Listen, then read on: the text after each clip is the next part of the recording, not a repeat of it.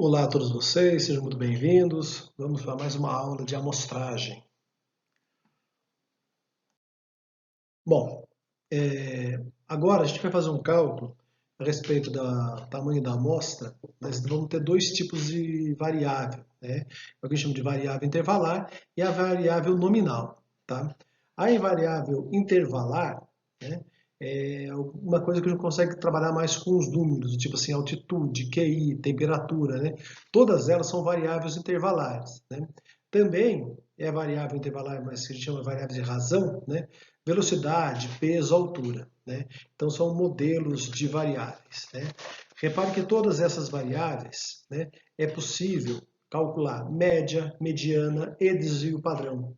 Então, quando eu tenho essa situação, onde é possível calcular média, mediana e desvio padrão, eu vou trabalhar com o que a gente chama de variável intervalar. Para determinar a quantidade de amostra para uma variável intervalar, né, se essa minha amostra for infinita, né, e a gente já viu que infinito para a gente aqui é um número muito grande, não necessariamente infinito, né, mas alguma coisa, um número relativamente grande, a fórmula que a gente vai utilizar é essa daqui. E o que tem nessa fórmula? N é o tamanho da amostra, Z, abscissa de distribuição normal padrão. Daqui a pouco eu vou mostrar melhor para vocês como a gente determina esse Z aqui. O sigma, que é o desvio padrão da população, repare, desvio padrão da população, tá? E o D, o erro da variável, certo? Eu expresso na unidade da variável. Então, o que é importante aqui quando a gente fala em erro aqui, né? O erro aqui não está em porcentagem, o erro aqui está na mesma variável da unidade, ou seja, se a minha variável é em metros, o meu erro é em metros. Se a minha variável é em quilos, o meu erro é em quilos, tá? É isso que quer dizer aqui, com expresso na unidade da variável. Quando eu tenho a mesma situação, mas para uma população finita, né, ou seja, relativamente pequena, né, eu vou usar essa outra fórmula aqui. A fórmula é um pouquinho diferente, mas são os mesmos itens, tá? O Z, o desvio padrão, só que agora entra N na fórmula, o N grande, N maiúsculo, que é o tamanho da população, tá? E daí a gente entra ainda com o erro, certo? E de novo o Z aqui. Então, nesse momento, a gente tem então duas fórmulas, né? Para a população infinita e para a população finita, mas com os mesmos itens dentro da fórmula, só que de forma um pouquinho diferente. Aqui aparece também, então, o tamanho da população. Aqui eu coloco algumas observações, né? Primeiro, se o desvio padrão não for conhecido, devemos utilizar um valor preliminar, obtido por processos como fazer uma aproximação. Então vamos lá, não conheço o desvio padrão. Então, eu posso pegar a minha amostra, ver o tamanho da amplitude e dividir por 4. Ele é o desvio padrão? Não, mas pode ser algo relativamente aproximado do desvio padrão. E a gente pode aceitar isso daqui como desvio padrão para fazer o primeiro cálculo. Outra coisa importante, realizar um estudo piloto, iniciando o processo de amostragem, né, com na base da primeira coleção, pelo menos 31 amostras, 31 valores. Então, eu não sei quantos valores, eu não sei qual é o tamanho da minha amostra que eu vou precisar. Então, como é a primeira vez que eu vou fazer aquela amostra lá, eu não tenho desvio padrão, eu não tenho nada ainda, né? Então, eu começo com 31 valores, faço uma primeira amostra, né? E a partir dessa amostra, calculo o desvio padrão, e daí sim eu começo a ter o tamanho da amostra, um valor mais próximo da realidade do que eu preciso. Tá? Então esse valor pode ser refinado. O que é ser refinado? Né? Faço a primeira amostra utilizando 71 amostras. Descubro lá que a minha amostra deveria ser maior. Deveria ser uma amostra de 80, de 100. Na minha segunda coleção de amostras, então, eu recalculo o desvio padrão.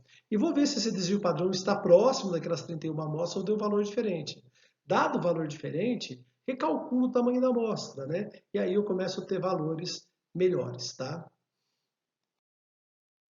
O Z tá? Esse valor do Z sai daquela tabela de distribuição normal, né? Depois, no próximo vídeo, quando a gente for fazer alguns exercícios, eu vou mostrar para vocês como tirar esses valores aí. Mas o princípio aqui, pessoal, o que a gente tem que verificar é o seguinte. Quando eu falo em grau de confiança, né, de acordo com o grau de confiança, eu tenho um valor crítico para Z, certo? Então, de acordo com o grau de confiança. O que isso quer dizer? Você já deve ter reparado que toda pesquisa, quando aparece no jornal, né, quando eles estão anunciando uma pesquisa, que algum instituto fez a pesquisa, Datafolha, Ibope, né, ou seja, qual for o instituto de pesquisa, ele sempre cita grau de confiança. Normalmente por volta de 95%, 90%, que é um grau de confiança bem bom, tá? E o que acontece? Para um grau de confiança de 90%, eu tenho um índice Z de 1,65. E é esse Z que vai entrar lá no meu cálculo lá depois, tá? De acordo com o meu grau de confiança. Se o meu grau de confiança for 95%, o Z 1,96. Um grau de confiança que a gente usa muito é o 95,5. Por que 95,5? Só para ficar fácil a conta. Daí o valor do Z vai aumentando. Ou seja, quanto maior o valor de Z, maior o valor do grau de confiança, tá? Mas ele não vai ficar muito maior que 2 não, tá? No máximo 3, 4, praticamente para 100% de confiança. Mas a gente acaba não utilizando. Então, até 99% de confiança, um valor bem alto, né? Mas o mais comum é a gente trabalhar com 95, 95,5% de confiança. Mas eu posso trabalhar com outros valores. Como chegar nesse valor aqui, né? Essa valor aqui. Depois eu mostro para vocês na tabela de novo como chegar nesse valor. O alfa, que aparece para a gente aqui, né? É o complemento do grau de confiança. Se aqui é 90, aqui é 10. Se aqui é 95, aqui é 5, tá? Se é 97, aqui é 3. Então, às vezes aparece para a gente esse complemento em vez de aparecer o grau de confiança. Outra situação é quando eu não tenho amostra intervalar. Eu tenho uma amostra nominal. Nesse caso, muda um pouco, tá? O que acontece então? É, por exemplo, quando eu quero calcular nome, gênero, raça, né? Não dá para tirar média de nome. Como é que eu vou tirar média de nome? Desvio padrão de nome? Não tem como, tá? Então a variável nominal, que não tem média, não tem mediana, mas eu posso fazer sim um levantamento, né? Por exemplo, raça tem média? Não, raça não tem média, mas eu consigo fazer um levantamento de qual a porcentagem de população de cada raça, de cada gênero, né? Então isso é possível. Então aqui a gente usa o que a gente chama de valor variável nominal ou ordinal. Por que ordinal? Quantas pessoas ficaram em primeiro lugar, em segundo, em terceiro? Então, às vezes, esse valor aqui é até um número, né? Mas esse número não é um valor intervalar, ou seja, é um valor ali que eu utilizo para indicar alguma coisa, mas esse valor, esse número, não é uma medida, né? Então, por exemplo, eu posso falar assim, quantas vezes alguém foi em primeiro lugar, quantas vezes alguém ficou em segundo lugar? É um número, né? Mas não é um valor numérico, então não é um valor que eu posso calcular como intervalar. Então, nessas condições, né, a, que nem aqui, olha, a variável ordinal, né? Grau de satisfação, né? O emprego, escolaridade, né? Então, aqui são variáveis que eu posso colocar como ordinal. Então, por exemplo, grau de satisfação. Faço uma escala de 1 a 5, né? E descubro qual é o grau de satisfação que eu tenho ali, tá? Bom, nesse caso, a nossa fórmula é um pouquinho diferente, tá? Então, a nossa fórmula aqui, o N, a quantidade, tamanho da amostra, vai ser dado por Z, o mesmo Z, que eu já mostrei para vocês, PQ. O que é PQ? PQ é uma estimativa de verdadeira proporção e Q é o complemento dessa expectativa, dessa estimativa. Então, por exemplo, vamos imaginar que eu quero saber qual é o grau de satisfação da população do Extrema com o prefeito de Extrema. Imagine que numa pesquisa anterior, eu já tenho lá que o grau de satisfação tenha dado 80%. Então, o meu P vai ser 0,8. Isso daí foi tirado de uma pesquisa anterior, Tá? Então, eu, baseado em pesquisas anteriores, eu trabalho com o meu P&Q. Então, isso faz com que eu consiga reduzir o tamanho da minha amostra. Tá? Então, nesse caso aqui, né, o P&Q tem a ver com isso, com o resultado anterior. O D continua sendo o erro, só que agora expressa em porcentagens. Né? Então, eu quero um erro de 2%, 10%, só que transformado em número decimal. De novo, se eu tenho uma população infinita, a fórmula é aquela, mas se eu tenho uma população finita, né, a fórmula é bem parecida, só que agora aparece o N aqui, que é o tamanho da minha população. É isso que muda. Tá? E muda também a fórmula, mas os mesmos itens. Então, a primeira fórmula para a população infinita, a segunda para a população finita. Importante que esses valores aí que a gente vai obter, né, se eu não tenho uma pesquisa anterior, eu considero P&Q como 50%, ou seja, 0,5 para cada um. Tá? Então, é uma maneira da gente conseguir, a partir do zero, né? Não tenho uma pesquisa anterior, então daí eu trabalho com P&Q igual a 50% cada um. Bom, vamos mostrar aqui agora alguns exemplos de como calcular. Vamos ver que é bem tranquilo essa parte aqui. Então, no primeiro enunciado fala, suponha que a variável escolhida em estudo seja o peso. Peso é uma variável intervalar, tá? Que certa peça em que a população seja infinita. Já também passou outra informação importante aqui para a gente.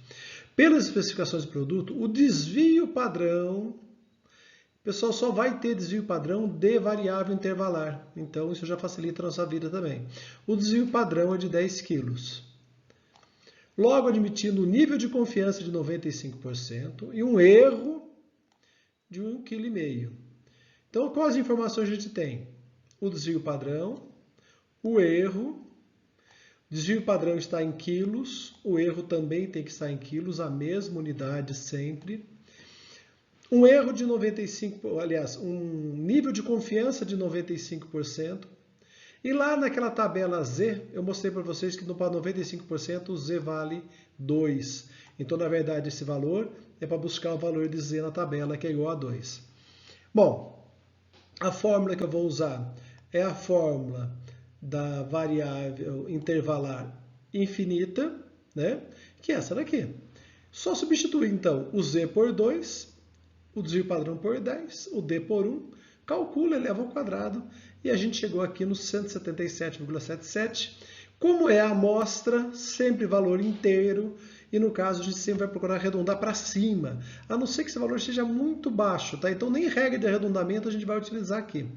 Deu 77, alguma coisa, é 178, tá? É sempre melhor a gente pegar uma amostra a mais para poder resolver do que amostras a menos, tá? Então, por isso que eu vou precisar, então, pelo menos 178 peças nesse caso aqui. No segundo exercício aqui, então eu tenho aqui, admitindo os mesmos dados do exercício anterior, em uma população finita de 600 peças, qual deverá ser o tamanho da amostra? Então, os mesmos dados, só que agora o N entra aqui. A nossa fórmula muda um pouquinho, né? É a nossa fórmula para a população finita. A única coisa que eu vou fazer então aqui é substituir todo mundo. Z por 2, desvio padrão. N, entra aqui agora 600. O erro ao quadrado. N menos 1 é o 600 menos 1. Z, que é 2. E o desvio padrão de novo. Né? Calculando bonitinho aqui embaixo, calculo em cima, calculo embaixo, divide um pelo outro. Vou chegar no 137,1. Que eu vou arredondar para 138. Ah, mas 1 não teria que arredondar para 37?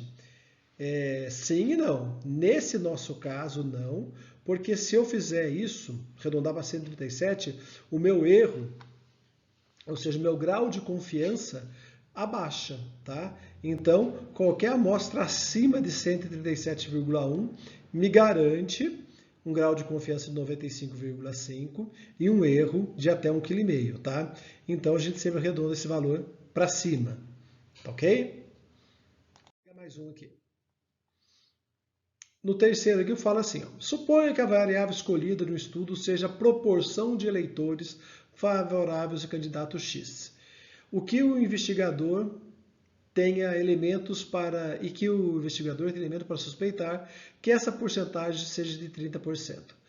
Esse elementos para suspeitar pode ser uma pesquisa anterior, uma pesquisa de uma outra agência, de um outro local, tá? Admitir a população infinita, isso é importante, e um nível de confiança de 99%. E um erro amostral de 2%. Então, repare que o erro aqui também é em porcentagem, tá? Então, ou seja, aqui eu explico, né, que a diferença entre a verdadeira proporção dos eleitores dos candidatos a X e a estimativa calculada seja no máximo de 2%. Então, o erro, né, a diferença que eu posso ter. Vamos lá ver como o que vai acontecer aqui, então. Então, aqui 99% me dá um Z de 2,57, procura lá na tabela. Aqui o P é 30. E o Q é sempre 1 menos Q, 70. Ou seja, P mais Q sempre dá 1. Tá? O erro de 2%, então divide por 100, vamos trabalhar com 0,2. Tá? 0,02. Como a população é infinita, essa fórmula aqui. Z ao quadrado, P vezes Q, o 30 e o 70, dividido pelo erro ao quadrado. Me deu aqui, então, 3.467,5, então 3.468. Tá? Então, entrevistando 3.468, eu vou ter um erro no máximo de 2% para mais ou para menos. Tá? Isso com 99% de confiança. Agora, se fosse o mesmo exercício, só que para 20 mil eleitores, o que ia mudar? Só o N. Então, o Z continua o mesmo, o P e o Q continuam o mesmo, mas aparece o número de eleitores aqui. Depois, substituindo o erro, N menos 1, o Z e o P e Q. Vai dar 2.955 e 33, 2.956. Olha que importante essa comparação aqui. No exercício anterior, eu tinha uma população infinita, ou seja, poderia ser muito maior do que 20 mil. E o número de eleitores foi em torno de 3.600. Agora, para 20 mil eleitores, eu tenho 2.900. Ou seja, se eu fosse pesquisar a satisfação de um político, por exemplo, do presidente, no Brasil inteiro, ou apenas em uma cidade pequena, relativamente pequena, com 20 mil eleitores, né, o número de entrevistados não seriam muito diferentes. O que eu teria que fazer, daí sim, é modificar a amostra, ou seja, a amostra tem que ser relativa. Eu não posso entrevistar todo mundo de uma única cidade. Se eu quiser saber a população em cima a satisfação brasileira, eu vou ter que entrevistar um pouquinho de cada estado, um pouquinho de cada região, né?